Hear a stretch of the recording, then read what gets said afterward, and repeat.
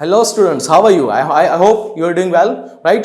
So this is your biology tutor definitely SD sir आपके सामने है और हम लोग खोज एग्जाम का 10th स्टैंडर्ड का जब का एग्जाम हुआ था उसमें साइंस में बायोलॉजी पार्ट के जो क्वेश्चंस थे उसके सॉल्यूशंस आज हम लोग डिस्कस करने वाले हैं, राइट? ताकि आप पूरा प्रॉपर्ली मैच कर पाओ और जज कर पाओ कि आपका एग्जाम में स्कोर क्या आने वाला है।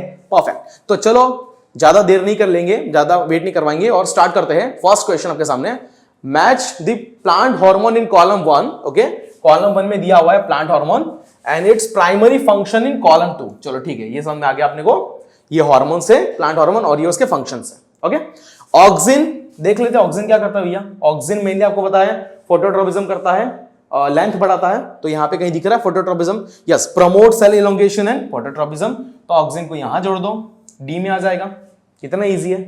Gibberellin almost same with that of auxin, but gibberellin mainly responsible किसके लिए है? It promote the cell enlargement and stem elongation, ये आपने पढ़ा होगा डेफिनेटली। तो जिब्रेलिन का क्या आ जाएगा? सी आ जाएगा आंसर, राइट? साइटोकाइनिन जहां पे आता है क्लिक करता है, यहां पे सेल डिवीजन होगा, तो साइटोकाइनिन में आ जाएगा cell division, promoting cell division and delay ageing. And last abscisic acid plant growth inhibitor है भैया, तो इनहिबिट करेगा, तो इंड्यूस सेट डॉर्मेंसी, बिल्कुल सही बात है, विल्टिंग ऑफ लीव्स, बिल्कुल सही बात है, तो इसका आंसर ये आ जाएगा। ठीक है, तो अगर हम ध्यान से देखें तो ऑक्सिन का आया था डी, राइट? जिब्रेलिन का सी, साइटोकाइनिन का ए एंड एब्सिसिक एसिड का बी, तो डी सी ए बी कहां पे देखो एक बार, डी सी ए बी, एक बार फिर से क्रॉस वेरीफाई करना बहुत जरूरी है इसमें, ठीक है ना? फिर से देखो, ऑक्सिन का हमने लिया था डी, प्रमोट सेल एलोंगेशन, सही है। जिब्रेलिन का लिया था promote cell enlargement and stem, तो D C, then cell division and delay ageing A for cytokinin, and abscisic acid के लिए आएगा बी, तो डी सी ए बी। चलो, तो आपका आंसर क्या रहेगा यहां पे? Definitely A should be your answer. Clear? चलो नेक्स्ट चलते हैं, क्वेश्चन नंबर 2। ये भी वही है, मैच द पैस, है ना? बहुत सिंपल है, बहुत अच्छे से आ जाएगा आपको। देखो यहां पे दिए हुए हैं मेजर आपको हार्ट के चैम्बर्स के नाम या फिर ब्लड वेसल्स के नाम दिए हैं, है ना? तो एवोटा क्या करता है? एवोटा आपको पता है लेफ्ट वेंट्रिकल से निकलता है, ऑक्सीजनेटेड ब्लड कैरी करेगा पूरी बॉडी में। तो देखो यहां पे, it pumps oxygenated blood to the body, distribute oxygenated blood to the body, ये डिस्ट्रीब्यूट करने में काम में आएगा, एकदम सही बात है, तो इसमें डी बन जाएगा। पंप करने का काम तो हार्ट के चैम्बर का रहेगा ना, बट लेकर कौन जाएगा? डिस्ट्रीब्यूट कौन कर रहा है? तो एवोटा कर रहा है काम, सही है। वेना केवा बोलते हैं, वेना केवा क्या करेगा? सुपीरियर इंफीरियर वेना केवा क्या करेगा है? It will collect deoxygenated blood from the body, एकदम सही बात है। तो चलो इसको ऐसा ले लेते हैं, तो आंसर देखो अभी डी आया, फिर ए आया, उसके बाद लेफ्ट वेंट्रिकल जिसमें होता है oxygenated blood, so it will pump blood to the lungs, नहीं, it will pump oxygenated blood to the body. चलो सही है, oxygenated blood to the body, तो इसमें सी आ जाएगा। एंड फाइनली राइट वेंट्रिकल में क्या आ जाएगा? बी आ जाएगा। तो एक बार देख लो, चेक कर लो, बहुत इजी सा क्वेश्चन है ना। एवोटा में हमने लिया डी, देन हमने वेना केवा में लिया ए, फिर हमने लिया C and B, so D A C B, D A C B, perfect. तो आंसर क्या बनेगा आपका? A should be your answer. बहुत इजी है, बहुत बहुत इजी है, आपने अगर एक बार पढ़ा इजीली आ जाएगा, सही है। चलो आगे बढ़ते हैं। Which two of the following, देखो यहां पे टू बोला है, मतलब दो आंसर, दो यहां पे ऑप्शन आने वाले हैं, ये क्लियर है, ठीक है ना? Which two of the following statement are correct regarding, correct पूछा है, ह्यूमन रिप्रोडक्शन, ह्यूमन रिप्रोडक्शन के जैसा, मतलब वो पर्टिकुलर टॉपिक के अंदर उसमें आपको दो अलग अलग सेंटेंसेस निकालने हैं जो सही है, करेक्ट है ना? पहले पढ़ लेना पड़ेगा अच्छे से, आपको पता ही है ना। Testis are located outside the abdominal cavity to maintain lower temperature for sperm production, एकदम सही बात है। तो पहला करेक्ट आंसर मुझे मिल गया यहीं पे, पहला पढ़ा पहला ही मिल गया, सही है ना? चलो दूसरा, the fallopian tubes are where fertilisation of the egg typically occurs, बहुत सही है भाई, क्योंकि हमें पता है ना कि फैलोपियन ट्यूब में एक एरिया होता है एम्प्यूला करके, जिसमें क्या होता है? फर्टिलाइजेशन होता है। तो ए भी सही हो गया, बी भी सही हो गया, तो आंसर तो हमें मिल गया। अब सी और डी गलत होना चाहिए, ये जरूरी है ना। तो the process of ovulation occur at the end of menstrual cycle, नहीं भैया, बीच में होता है ये, 14th और 15th day of menstrual cycle, तो ओव्यूलेशन वाला पार्ट गलत हो गया। Next, the placenta is the protective sac that contain amniotic fluid, बिल्कुल गलत है, ऐसा बिल्कुल नहीं हो पाएगा। आपको पता है एमनियोटिक फ्लूइड कहां पे होता है, एमनियोटिक सैक में होता है at the time of amniotic development, सही है। तो ये प्लासेंटा में कहां से आ गया, तो प्लासेंटा में अगर लेना है तो हम लोग कोरियोनिक विलाई को ले सकते हैं, कोरियोन को ले सकते हैं, राइट। तो ये भी गलत हो गया। तो दो करेक्ट ढूंढने थे, दो हमने ढूंढ लिए, ए एंड बी योर आंसर। तो देखो ए एंड बी कहां पे, डेफिनेटली ए आंसर आएगा आपका, यहां पे both A and B are correct, सही है। चलो नेक्स्ट चलते हैं, इसको थोड़ा सा समझना, ये थोड़ा एक एक्टिविटी बेस्ड है, ऐसा हम लोग बोल सकते हैं, right. A potted plant was kept in a close transparent container export to continuous sunlight. मतलब यहां पे मैं निकाल रहा हूं कि लेट से कि एक ट्रांसपेरेंट कंटेनर लिया है और वहां पे हमने एक प्लांट रखा हुआ है, ठीक है, एक प्लांट यहां पे रख दिया, उसको लगा दिया और इसको हमने सनलाइट में रख दिया है। कहां पे रख दिया, सनलाइट में, है ना। A small mouse was also placed inside, मतलब एक छोटा सा चूहा भी है इसके अंदर, ये भी आपको समझना है। ये हो गया माउस, ये हो गया प्लांट और ये हो गया पूरा का पूरा कंटेनर, सही है ना। After a few hours mouse survived without suffocation. Mouse क्या है भैया, सर्वाइव कर गया, जिंदा रह गया विदाउट सफोकेशन, मरा नहीं, सर्वाइव कर गया, जिंदा है ना। But when this same experiment was repeated at night, अगर यही एक्सपेरिमेंट सनलाइट के एब्सेंट में किया, मतलब कि रात को किया, तब क्या हो रहा है यहां पे, द माउस डाइड क्विकली, चूहा मर जाएगा, दिन में जिंदा, रात को मर गया। सेम असेंबली, सेम सेटअप, ठीक है। तो अब विच of the following is correctly explain this observation. उसके लिए चारों डिटेल में पढ़ने पड़ेंगे ऑप्शन। चलो चलते हैं। During the day both photosynthesis and respiration occur in the plant and photosynthesis supply oxygen consume by the mouse. एकदम सही बात है।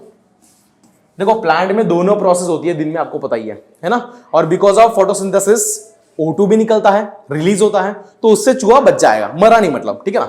दूसरा, at night photosynthesis continuous, plant stop to respire. बिल्कुल गलत है भाई, 24 घंटा रेस्पिरेशन होता है प्लांट में, तो है ना, चलता ही रहता है, आपको पता ही है। तो ये तो यहीं पे गलत हो गया, इसको गलत कर दो।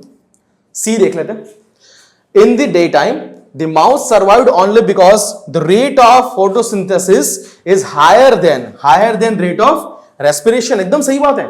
देखो कैसा है, फोटोसिंथेसिस ज्यादा होगा तो O2 ज्यादा बनेगा, है ना, और यू कैन से रेस्पिरेशन कम होगा तो O2 का कंजप्शन कम होगा। समझ में आ रहा है। तो कुल मिला के O2 का लेवल क्या होगा, बढ़ जाएगा कंटेनर में, और वो किसने यूज कर लिया, चूहे ने यूज कर लिया, इसलिए चूहा जिंदा बच गया।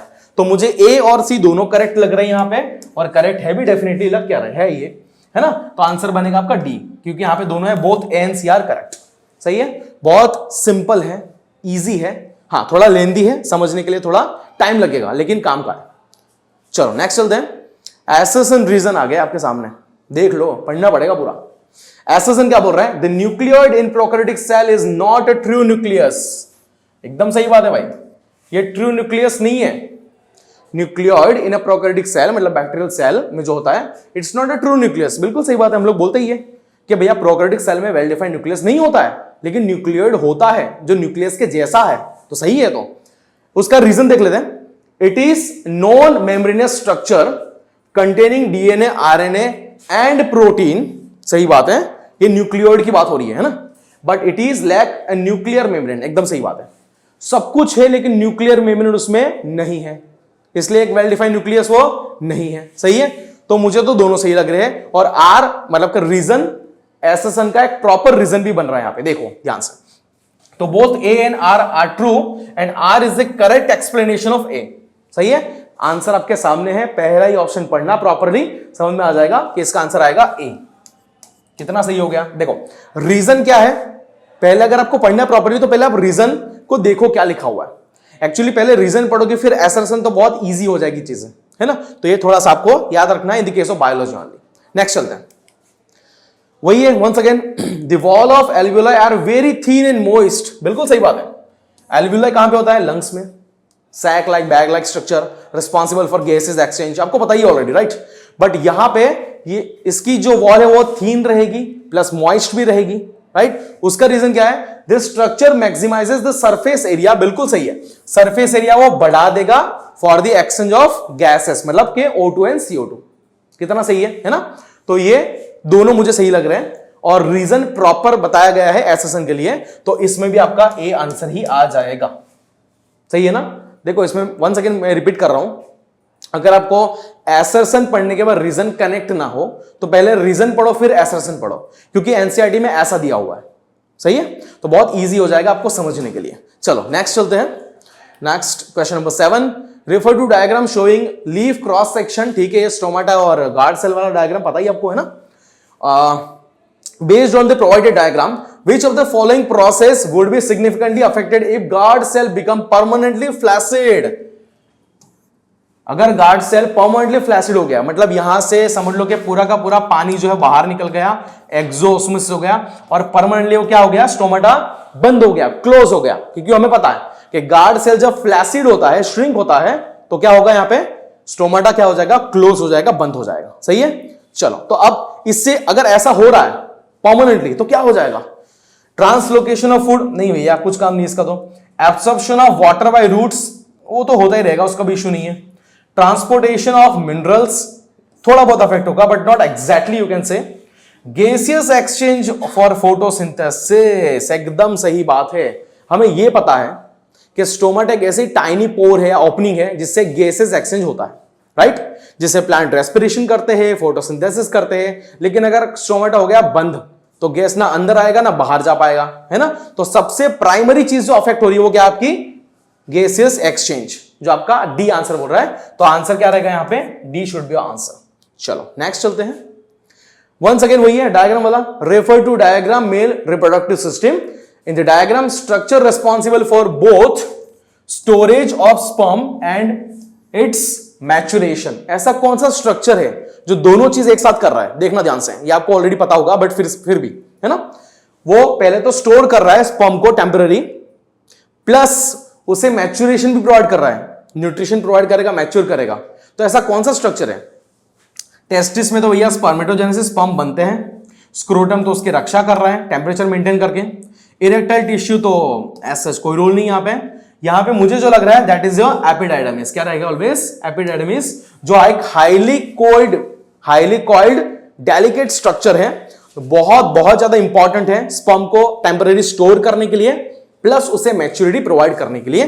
तो यहां पे दिया है एपिडाइडम, बिल्कुल दिया है, तो answer D should be your answer, मतलब कि option D should be your answer in this case. Okay, तो एपिडाइडमिस ही ये काम कर पाएगा, बाकी तीन ऑप्शन कोई रिलेट नहीं कर रहा है।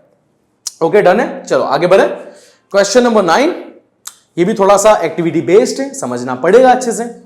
अ boy accidentally touches a hot iron rod को एक लड़के ने एक्सीडेंटली टच कर लिया, and immediately withdraw his hand, उसने पीछे हाथ ले लिया।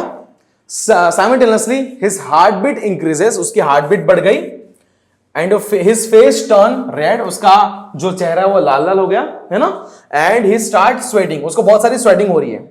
तो ये जो कंडीशन हुई है उसके लिए with sequence correctly identify the type of control in given responses, है ना, कौन सी सीक्वेंस यहां पे बेस्ट एक्सप्लेन कर रही है चीजों को, ये हमें यहां पे बताना है। चलो तो यहां पे चार चीज दी है। पहला दिया हुआ है हाथ का विड्रॉ करना, हैंड विड्रॉ किया। दूसरा दिया है इंक्रीज हार्ट बीट, ठीक है, देन स्वेटिंग एंड फ्लशिंग, मतलब रेडनेस ऑफ फेस।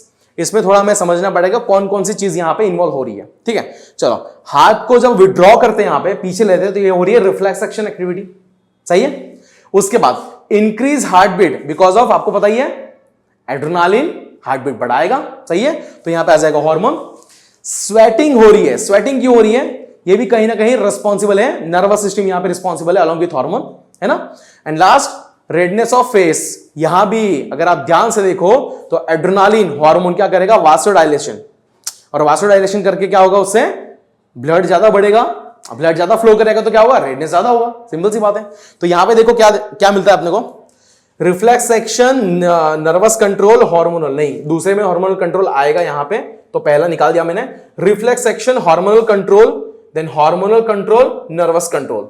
चलो इसको थोड़ा रखते हैं हम लोग, बी वाले को पेंडिंग पे रखते हैं, पूरा पढ़ना पड़ेगा, सही बात है। Reflex action, hormonal control, nervous control, hormonal control, ठीक है। और एक देख लेते हैं, reflex action, hormonal control plus nervous control, क्योंकि यहां पे इंक्रीज हार्ट बीट में दोनों आने वाले हैं, है ना, 2 नंबर पे दोनों आएगा। हार्ट बीट बढ़ाने के लिए सिर्फ एड्रेनालिन नहीं है, नर्वस सिस्टम का भी काम पड़ेगा। देन हार्मोनल कंट्रोल तीसरा, स्वेटिंग हो जाएगा, एंड फाइनली हार्मोनल कंट्रोल। ठीक है, सही बात है भैया, कोई दिक्कत नहीं है ना। तो यहां पे आपका आंसर क्या बन जाएगा, यहां पे आपका आंसर बन जाएगा डी। सही है, पहले हाथ पीछे लिया, रिफ्लेक्स एक्शन, उसके बाद इंक्रीज हार्ट बीट में दोनों आ गए, हार्मोनल प्लस नर्वस कंट्रोल। सही है, बाकी कहीं पे आपको हार्मोनल नर्वस नहीं दिया है ना, देख लो एक बार, रीचेक कर लो, नहीं दिया है, सही बात है। उसके बाद हार्मोनल कंट्रोल में आ जाएगा तीसरा sweating, because of harmony sweating होता है यहां पे, ठीक है।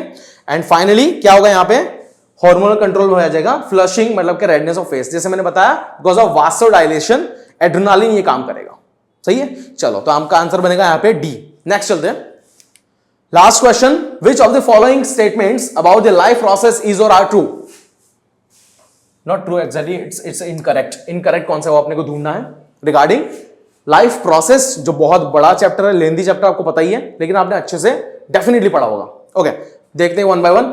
Respiration involve the breakdown of glucose to release energy. सही बात है, तो कोई प्रॉब्लम नहीं है, ये सही है। हमें इनकरेक्ट ढूंढना है, करेक्ट नहीं, इनकरेक्ट ढूंढना है ना, ये सही हो गया। The function of stomata is to absorb water from the atmosphere. नहीं, ये तो ट्रांसपिरेशन करता है, वाटर को लूज कर रहा है, एब्सॉर्ब कहां कर रहा है, तो उल्टा हो गया। तो ये गलत है। देखो जो गलत है वो सही है, यहां पे ढूंढना इनकरेक्ट, मतलब जो मैं गलत कर रहा हूं सही है आपके लिए, है ना। Next, lymphatic system help in absorption of the fat from the small intestine. सही बात है, lacteals responsible for absorption of fat, तो ये सही हो गया। The last one is plant excrete waste product primarily in the form of resins and gums. ये भी सही है, ये भी सही है। तो गलत कितने हैं, गलत सिर्फ एक है, 2 नंबर का, है ना। और हमें ढूंढना क्या है, हमें इनकरेक्ट ही ढूंढना है। तो आंसर क्या बनेगा यहां पे, only 2, only 2, yes, A should be your answer. Clear. तो मैंने 10 क्वेश्चन आपको थे, नॉर्मल से इजी थे, हाँ, और मैंने यहां पे डिस्कस किया है, और मेरा ट्राई किया कि आप लोगों को समझ में आए और आप उसके अंडरस्टैंड करके जज कर पाओ कि आपका स्कोर क्या बनने वाला है एग्जाम में, right. So best of luck for your future, thank you so much.